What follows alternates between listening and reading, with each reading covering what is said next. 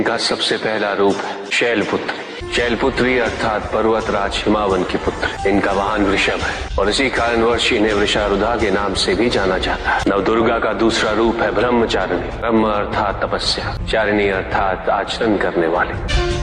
ये रूप उस ज्ञान व आचरण का प्रतीक है जिसके माध्यम से इन्होंने मुझे अपने पति के रूप में प्राप्त किया। नवदुर्गा का तीसरा रूप है चंद्रघंटा। मस्तक पे घंटे के आकार में आधा चंद्र। ये रूप अत्यंत शांतिदायक, कल्याणकारी है। विभिन्न प्रकार के अस्त्र और शस्त्र इनकी 8 भुजाओं में सुसज्जित है। इनका तीसरा नेत्र सदैव खुला रहता है। चंद्रघंटा का वाहन सिंह है। ये युद्ध करने हेतु सदैव तत्पर रहती है। इनकी आराधना करने से निर्भीकता और वीरता के साथ ही सौम्यता और विनम्रता का विकास निश्चित है। ये जो मृत्यु देती है वो सुख कारक और निर्भय अवस्था में होती है। इनकी मंद मंद हंसी से संसार का जन्म संभव होता है। यह है नवदुर्गा का चौथा रूप, जिसे कुष्मांडा के नाम से जाना जाता है। अष्टभुजा, शस्त्रधारिणी, व्याघ्रवाहिनी, हिरण्यवर्णा।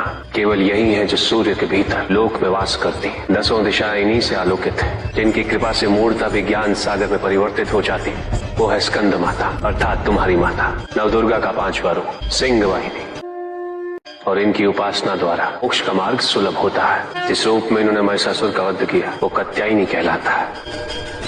इनकी आराधना करने से अर्थ, धर्म, काम और मोक्ष फलों की प्राप्ति होती है। श्याम रंग, खुले केश, एक हाथ में लोहे का कांटा और एक में खड़ग, जिनका आशीष शुभों का कर्ता और कारक है। ये रूप कालरात्रि रूप कहलाता है। ये अंधकार का विनाश करती है। इनकी आराधना करने से असुरी शक्तियां भी भयभीत हो जाती है। श्वेत वर्ण, श्वेत वस्त्रों से सुसज्जित, चतुर्भुज, त्रिशूलधारी, तालवाद्य धारण करने वाली ये इस रूप में अपने उपासकों को अभयदान देती। ये इनका महागौरी रूप है। माँ दुर्गा का 9वां रूप सिद्धदात्री कहलाता है।